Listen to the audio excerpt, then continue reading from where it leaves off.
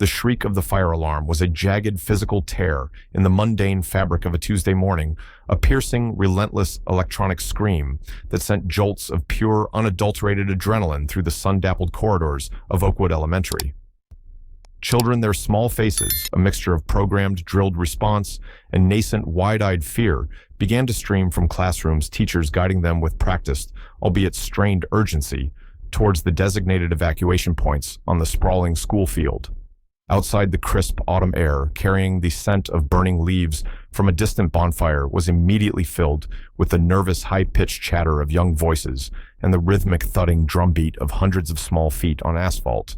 But then, at the far edge of the school grounds, where the public school property met the meticulously landscaped, almost aggressively pristine common area of the Oakwood Preserve Homeowners Association, a different, far more disturbing scene was unfolding.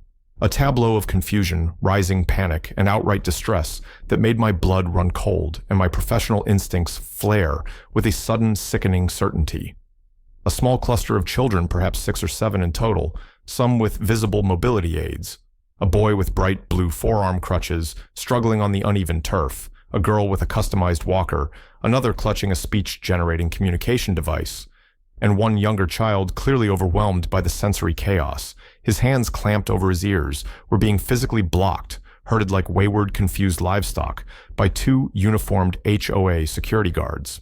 Their teachers, looking frantic and increasingly desperate, were arguing vehemently with a stern-faced man in a slightly more elaborate, almost paramilitary-style security uniform, who gestured dismissively towards a newly erected temporary orange plastic construction fence segment that now effectively sealed off a previously open access point to the designated HOA common area.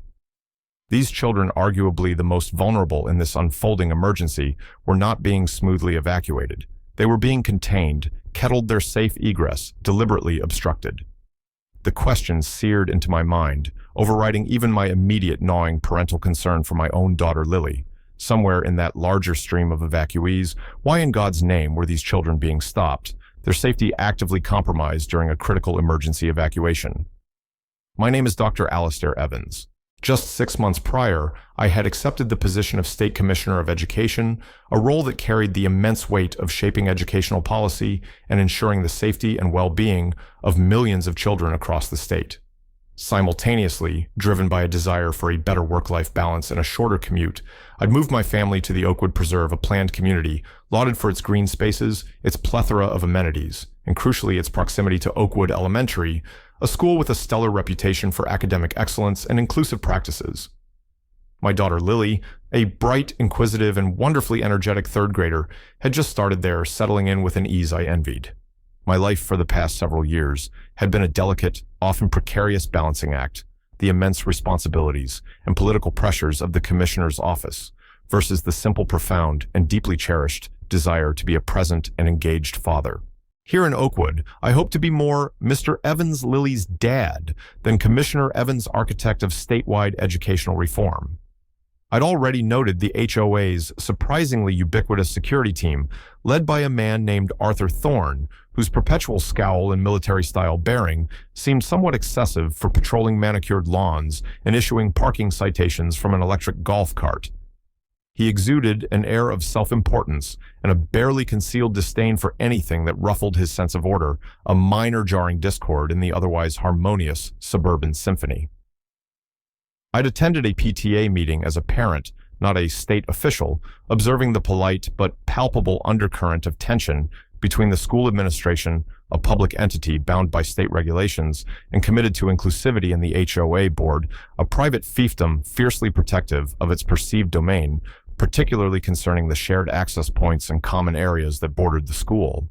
I'd also seen some of the children who were now being detained.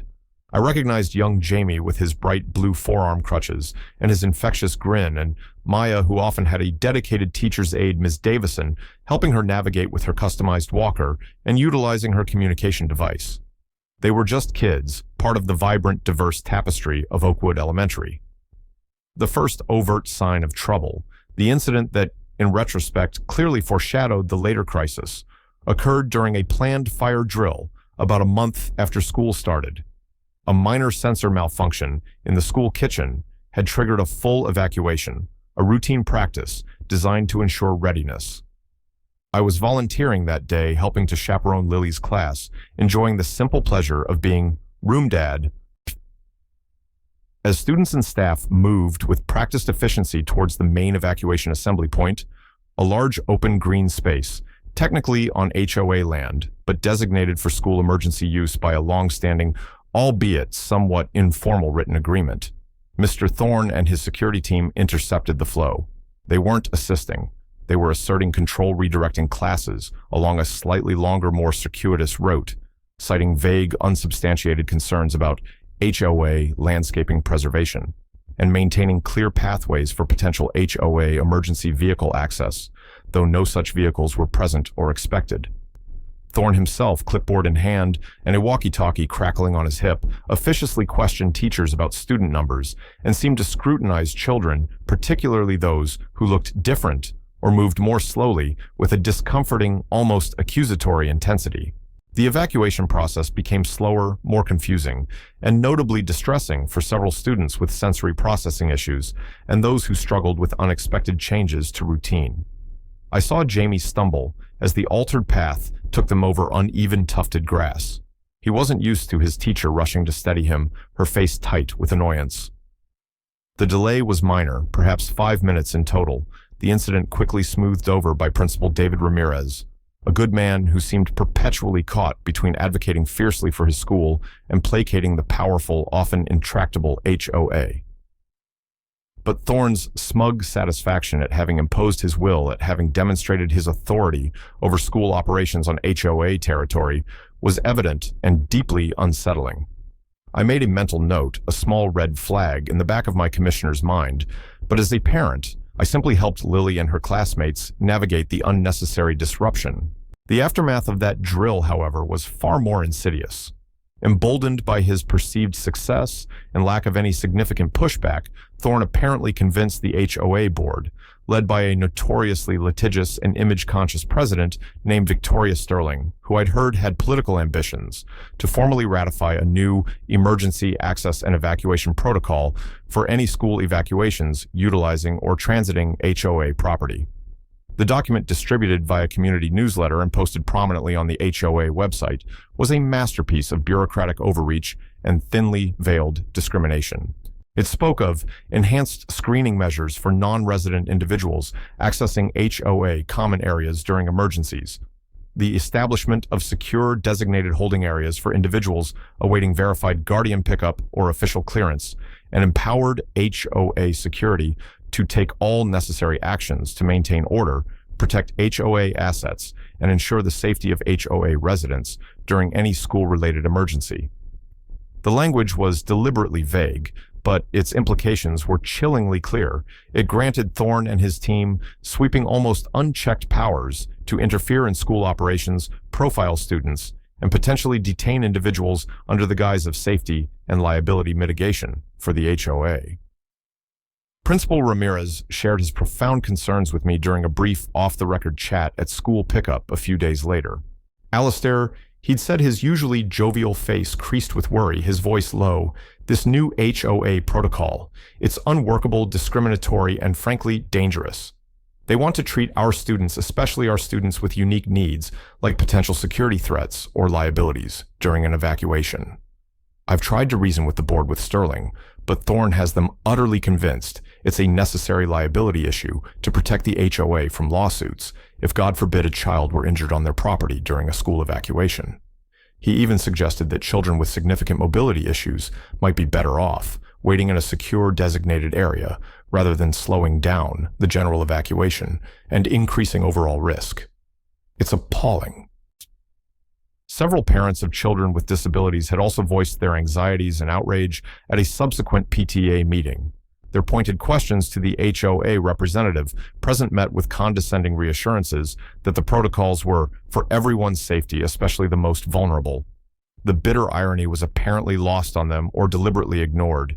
Then came the real emergency. Not a drill, not a minor sensor malfunction, but a genuine, immediate threat. A construction crew working on a nearby road had reportedly struck a major gas line. The acrid, unmistakable smell of mercaptan, the odorant, added to natural gas, began to drift towards the school grounds, faint at first, then rapidly becoming more pronounced, acrid, and alarming. The decision for an immediate full campus evacuation was made without hesitation by Principal Ramirez in consultation with the fire department captain, who was first on scene. This time the urgency was palpable, a stark contrast to the routine drill. No leisurely lines, no casual chatter.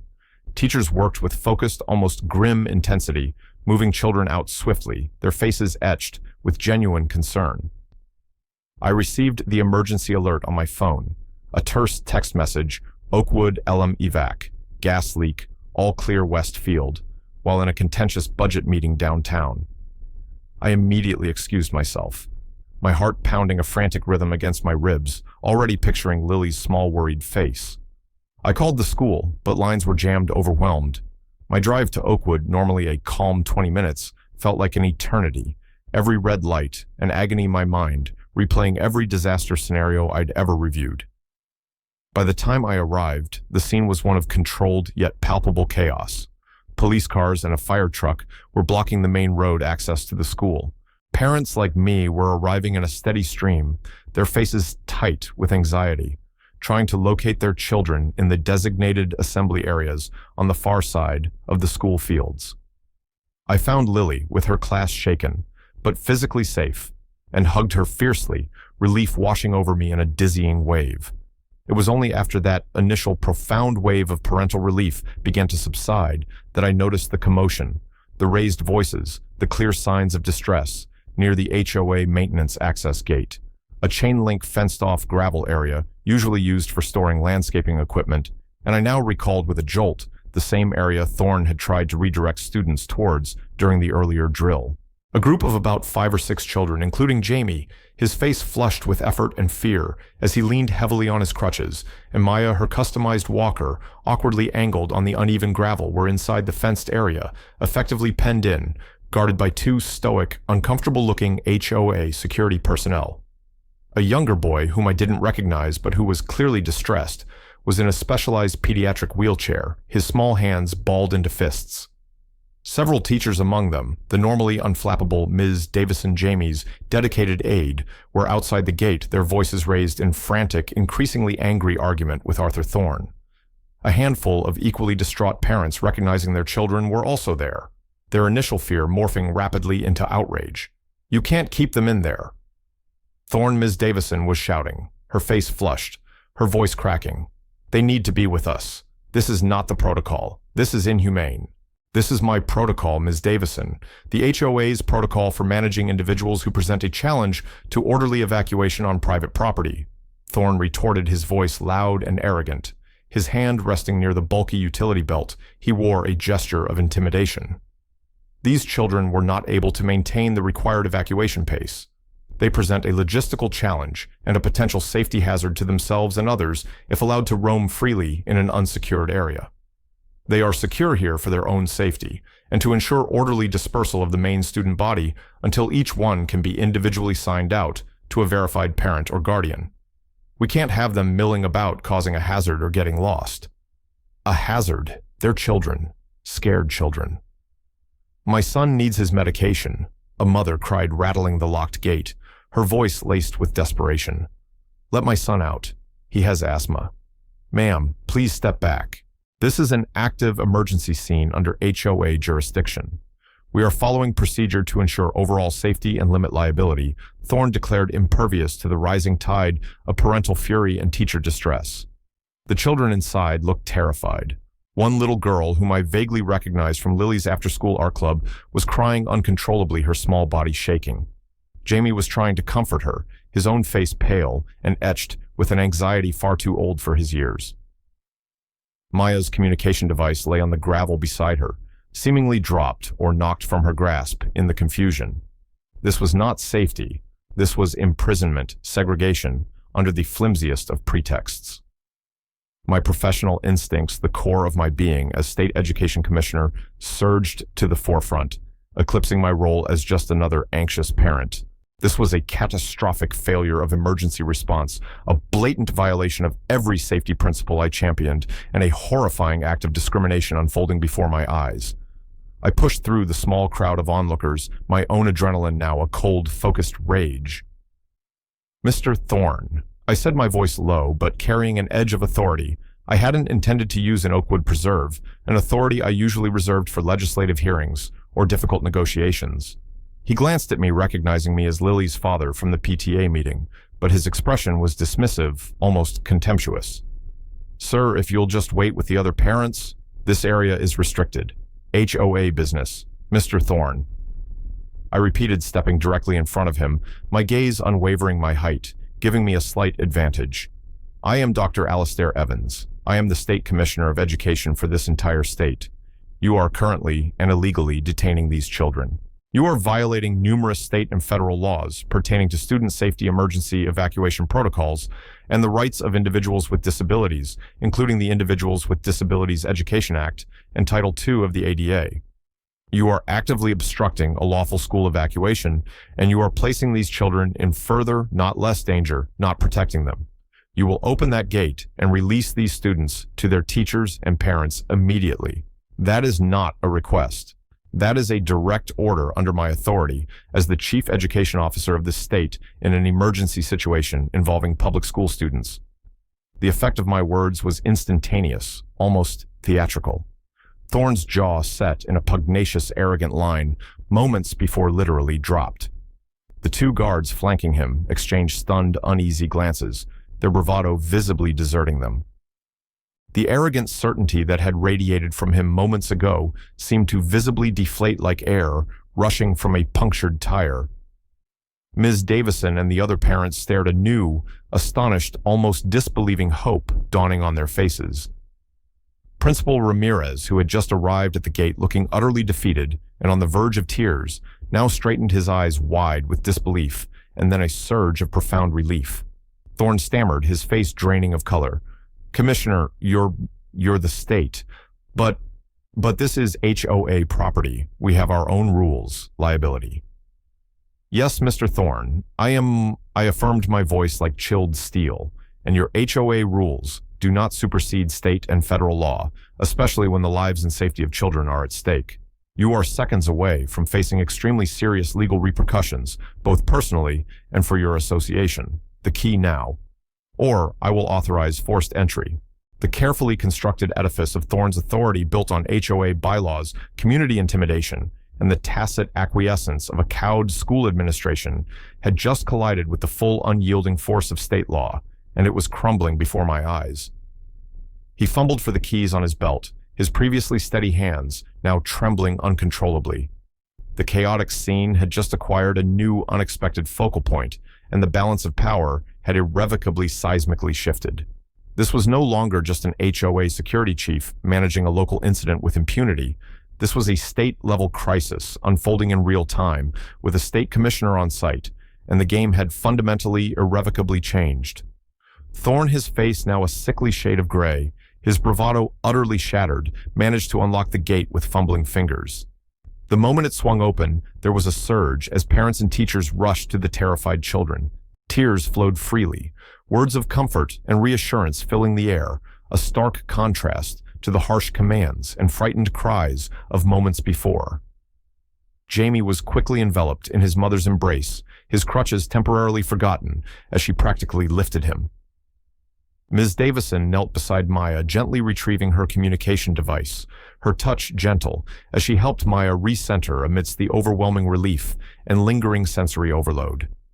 The little boy in the wheelchair was carefully maneuvered out by his father, who shot Thorne a look of pure, unadulterated venom that made even the hardened security chief flinch. I stepped aside, allowing the families their precious hard-won reunion, but my attention remained fixed on Thorne and his now thoroughly cowed security team. Principal Ramirez joined me, his earlier despair replaced by a grim, righteous determination. Commissioner Evans. Dr. Evans. Alastair, he said, still slightly breathless, his voice thick with emotion. Thank God you were here. I tried to tell them, I begged them. This is against every protocol, every humane consideration. Victoria Sterling, the HOA president. She backed Thorne completely, said it was necessary for risk mitigation. I know, David, I said, placing a reassuring hand on his shoulder. And we're going to fix this. Not just here, but systemically. Sterling will have her own questions to answer. My mind was already racing, formulating the necessary steps. My primary responsibility was the immediate safety and well-being of these children, but a close second was ensuring accountability and implementing sweeping changes to prevent such an egregious abuse of power, such blatant discrimination, from ever happening again anywhere in the state. I addressed Thorne, whose bluster was now entirely extinguished, replaced by a visible, pathetic, trembling fear.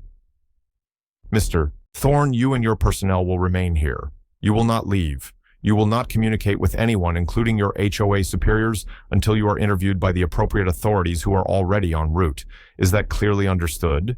He nodded mutely, his eyes darting nervously towards the approaching sirens of local police and state emergency management services, responding to my earlier urgent calls to my office, which had in turn alerted every relevant agency with jurisdiction. The full weight of the state apparatus was beginning to descend upon the manicured lawns of Oakwood Preserve. The next few hours were a maelstrom of activity. My senior staff from the Department of Education, including legal counsel and our Director of Special Education Services, arrived. A rapid response team trained for crisis management. State police investigators, looking grim and unimpressed by the HOA's attempts at bravado, took over the scene, cordoning off the maintenance area as a potential crime scene, collecting statements. Paramedics who had been on standby checked on the detained children, ensuring they were physically unharmed, though the emotional trauma was evident, and for some, profound. Parents, teachers, and even some of the older, more articulate children provided their accounts of what had transpired. The consistency of their narratives was damning. The story that emerged was horrifyingly consistent and deeply disturbing. Thorne and his team, operating under their ill-conceived and arguably illegal HOA protocol, had deliberately singled out students with visible disabilities or those who appeared different, deeming them impediments to an orderly evacuation. They had ignored the pleas of teachers, physically separated children from their support aides, and created an environment of intense fear and confusion, all under the guise of maintaining control over HOA property during a school emergency. The fact that the emergency itself, the gas leak, was quickly contained by the fire department and deemed minor with no actual explosion or imminent widespread danger, only underscored the gross, disproportionate overreaction and flagrant misconduct of Thorne's team. News of the incident and my direct, forceful intervention spread like wildfire. Local news crews initially reporting on the gas leak now had a far more compelling and scandalous story. State Education Commissioner confronts HOA security over illegal detainment of disabled children during emergency. My face, usually seen in staid press conferences discussing educational policy or budget allocations, was now at the center of a very human, very visceral drama. The HOA board members, including President Victoria Sterling, when they were finally located, Sterling had been in an important off-site meeting and initially unreachable, and brought to the scene were aghast. Primarily, it seemed, at the negative publicity and the presence of state authorities. Their attempts to distance themselves from Thorne's specific actions were immediate but utterly unconvincing, especially when confronted with the emergency access protocol they had so readily and unanimously approved.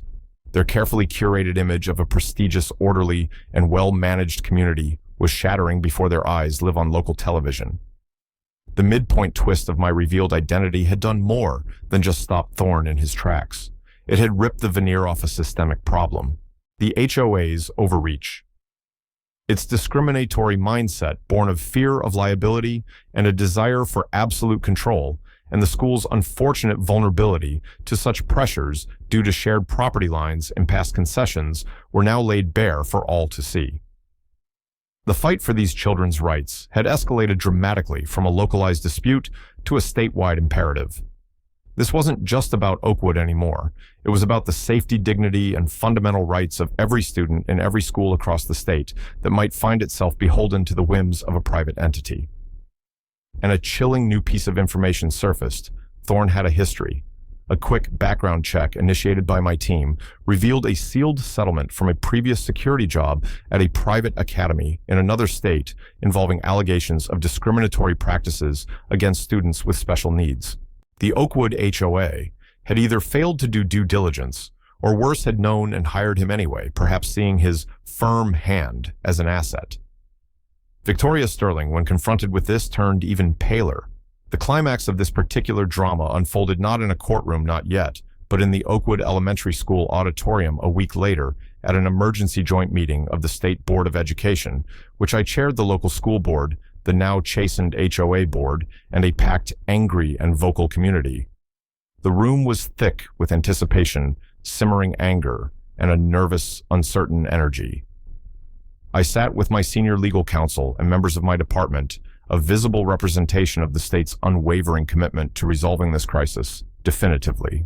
On the stage, the school board members looked grim but resolute, while the HOA board representatives, including a visibly shaken Victoria Sterling, appeared deeply uncomfortable, stripped of their usual complacency and arrogance. Arthur Thorne was notably absent, suspended pending multiple investigations and likely facing criminal charges, his lawyer undoubtedly advising him to stay far, far away. His empty chair was a potent symbol. Parents of the children who had been detained were given the first opportunity to speak. Their testimonies were raw, powerful, and heart-wrenching, each story a fresh stab of pain and outrage. Jamie's mother, her voice trembling, but firm, her hand resting on Jamie's shoulder as he sat beside her, described the terror in her son's eyes when she finally reached him. He asked me, "Mommy, why did the security man say I was a problem? Why did he lock me up with the fence? Was I bad? How do I answer that? How do I explain to my child that the people who are supposed to help keep him safe saw his crutches, his disability, as a reason to treat him like a prisoner, a liability?" Maya's father, a stoic man whose composure finally broke, spoke of her regression, her renewed fear of loud noises and new places since the incident. She relies on routine, on trust, on her device to speak for her. Your guard, Mr. Thorne, and your ridiculous discriminatory protocol shattered that trust. Who gave him? Who gave you? He set his gaze, fixing on Victoria Sterling. The right to decide my daughter was a logistical challenge instead of a scared little girl who needed help, who needed reassurance, not isolation. Teachers, including Ms. Davison, recounted their futile attempts to reason with Thorne, their desperate efforts to protect their students, and the sheer sickening panic of seeing children under their care, manhandled, separated from their support aides, and isolated behind a fence. Principal Ramirez, his voice heavy with emotion, but also a newfound steel, then took the stage. He detailed the long-standing difficulties in dealing with the HOA's encroachment on school autonomy and safety procedures. Then he dropped a bombshell.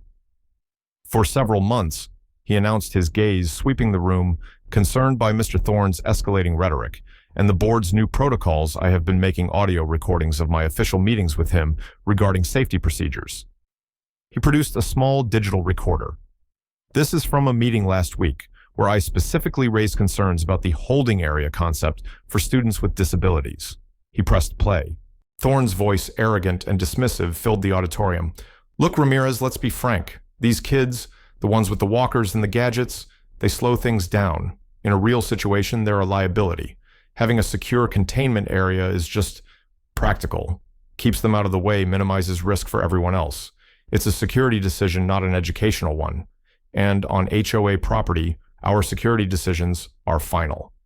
A collective gasp, then a wave of outrage swept the auditorium. Victoria Sterling looked as if she might faint. Then it was my turn. I stood not just as the state education commissioner, but as a parent who had witnessed this outrage firsthand. I laid out in clear, unequivocal, and legally fortified terms the myriad state and federal laws that had been violated the Individuals with Disabilities Education Act idea, ensuring a free, appropriate public education FAPE in the least restrictive environment LRE, and guaranteeing access and non-discrimination, state statutes on mandatory school emergency protocols, child endangerment laws. The actions taken by Mr. Thorne demonstrably sanctioned and enabled by the Oakwood Preserve HOA under the leadership of Ms. Sterling. I stated, my voice resonating through the now silent, stunned auditorium, were not just misguided or overzealous. They were illegal. They were discriminatory. They were inhumane. And they placed vulnerable children in profound physical and emotional danger. The notion that a private homeowner association can supersede state and federal law, can dictate emergency procedures for a public school, can profile and detain children based on their disabilities, or can intimidate school officials into silence is not only absurd, but deeply offensive to the principles of public education, child safety, and fundamental human rights. I announced the immediate actions being taken by the Department of Education, a full independent audit of Oakwood Elementary's emergency plans and its historical relationship with the HOA, a statewide directive to all school districts to review and fortify their own emergency protocols with specific attention to the needs of students with disabilities, clear delineation of authority during crises, and explicit prohibitions against ceding any emergency authority to non-educational private entities, and the development of mandatory intensive training modules for school staff, local law enforcement, and any entities, including HOAs, that interact with schools during emergencies. Furthermore, I continued my gaze sweeping over the pale faces of the HOA board. My office is referring this entire matter, including the audio recording provided by Principal Ramirez and evidence of past misconduct by Mr. Thorne and potential complicity by the HOA board, to the State Attorney General for potential criminal charges against Mr. Thorne and any other culpable individuals. We will also be exploring all avenues for significant civil action against the HOA for its role in enabling, endorsing, and attempting to cover up these discriminatory and dangerous practices. The HOA board members visibly paled.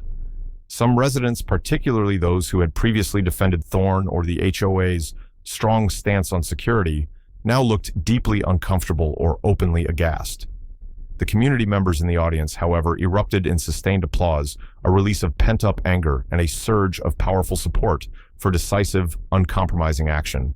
The school board, in a swift and unanimous vote that very evening, formally severed any and all existing agreements that granted the HOA or its security any authority whatsoever on school grounds or during school-sanctioned activities, and pledged to work directly and exclusively with local law enforcement and state emergency services for all future security and emergency needs. The power of the Oakwood Preserve HOA, at least in relation to the school and its students, had been decisively, publicly, and irrevocably broken. The climax was not just the assertion of lawful authority, but the exposure of a rotten system, the courageous stand of individuals like Principal Ramirez, and the collective voice of a community demanding that the safety and rights of its children be held sacrosanct above any petty concerns of property liability or misplaced authority. In the weeks and months that followed, the falling action of this crisis unfolded with methodical, unyielding precision. Arthur Thorne was indeed charged by the State Attorney General's office with multiple counts, including unlawful restraint, reckless endangerment of a child, and conspiracy to violate civil rights. The HOA, facing crippling legal pressure, a community in open revolt against its leadership, and the threat of massive civil lawsuits, underwent a radical court-monitored restructuring. Victoria Sterling and several other board members resigned in disgrace. The infamous Emergency Access Protocol was not just rescinded, but publicly repudiated and burned in a symbolic gesture at a community meeting. The overzealous quasi-military security force Thorne had built was disbanded, replaced by a more conventional and far less intrusive unarmed patrol service with strict oversight. My office launched the promised statewide review, Project Safe and Inclusive Evacuation, which involved intensive consultations with disability advocacy groups, emergency management experts, school administrators, civil rights lawyers, and parent organizations. We audited hundreds of school emergency plans, identifying systemic weaknesses and disseminating evidence-based best practices. The Oakwood Elementary incident became a crucial, if painful, case study illustrating exactly how things could go catastrophically wrong and why robust, inclusive, and legally sound planning was vital. The children who had been detained received ongoing counseling and support coordinated by the school district with dedicated resources from my department. Slowly, they began to heal, though the memory of that frightening afternoon would undoubtedly linger. Jamie, I was pleased to see during a follow-up visit to Oakwood, was once again confidently navigating the school hallways, his bright spirit undimmed, though he now pointedly avoided the area near the old maintenance gate. Maya, with the help of Ms. Davison and her family, was using her communication device with her customary expressive flair, even programming a new phrase, "My voice matters." Some children, however, particularly the younger ones, struggled with anxiety around alarms and uniformed personnel for a longer period, a stark reminder of the trauma inflicted. The school, under Principal Ramirez's now more empowered and widely respected leadership, worked closely with local emergency services to completely overhaul its evacuation procedures, They established new, clearly marked, and multiple redundant evacuation routes that entirely avoided any reliance on or transit across HOA property. They conducted joint drills with local fire and police that were models of efficiency and inclusivity, with specific roles and individualized supports designated for every student with unique needs. The toxic tension that had once characterized school HOA relations was replaced by a more formal, respectful, and far healthier distance governed by clear legal boundaries. The resolution was multifaceted and far-reaching. Arthur Thorne, after a lengthy and highly publicized legal process, was found guilty on several felony charges. While he avoided the maximum possible jail time due to a complex plea agreement that involved his full cooperation in implicating others within the HOA, who had actively supported his discriminatory policies, his conviction, public disgrace, and the permanent loss of his career and security served as a stark warning across the state. The HOA itself was compelled to contribute a seven-figure sum to a statewide fund for improving emergency preparedness for students with disabilities and to implement mandatory ongoing civil rights and disability awareness training for all its staff and board members. A settlement reached to avoid further crippling lawsuits from affected families. More significantly, Project Safe and Inclusive Evacuation culminated in the passage of a comprehensive new package of statewide educational safety regulations, informally dubbed the Oakwood Mandates by legislators and the media.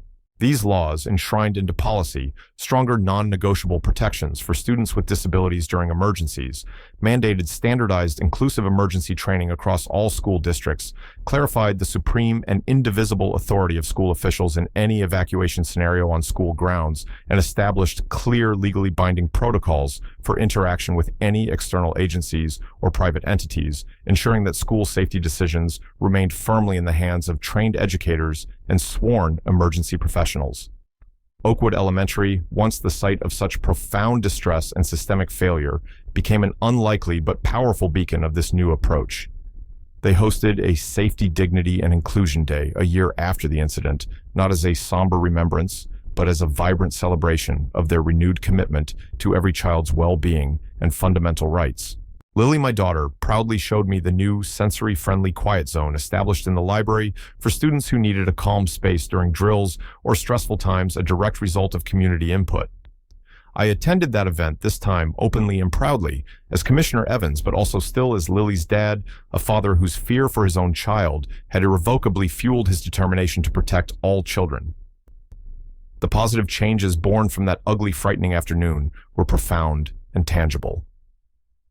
As I watched Jamie race a classmate across the school field, no longer avoiding any part of it, his laughter echoing, and saw Maya animatedly chatting with her friends, using her device, her confidence restored. The weight of the initial crisis felt transformed into the lightness of achieved meaningful progress. The applause that greeted me when I spoke briefly at the event wasn't just polite deference for a state official. It felt like the genuine, heartfelt gratitude of a community that had faced a dark, defining moment and emerged stronger, more united, more aware, and more compassionate. Oakwood Preserve and Oakwood Elementary had learned hard, painful lessons, but they had learned them well. The legacy of that terrible Tuesday morning was not one of fear and division, but of empowerment, resilience, and a lasting, legally fortified commitment to ensuring that every child, regardless of ability or background, felt safe, valued, and protected. The alarms would still sound for drills, and perhaps one day for another real emergency, but now the response would be guided by wisdom, compassion, inclusivity, and the unwavering legally mandated principle that the most vulnerable among us deserve not profiling and detainment, but the utmost care, respect, and protection. The fight for true equity in education was ongoing, a marathon, not a sprint, but victories like this born from crisis, but resulting in systemic change, were the milestones that fueled the journey forward, leaving a legacy of hope and a powerful reminder that even one voice, one courageous stand against injustice, could indeed change the world, or at least a small, profoundly significant corner of it.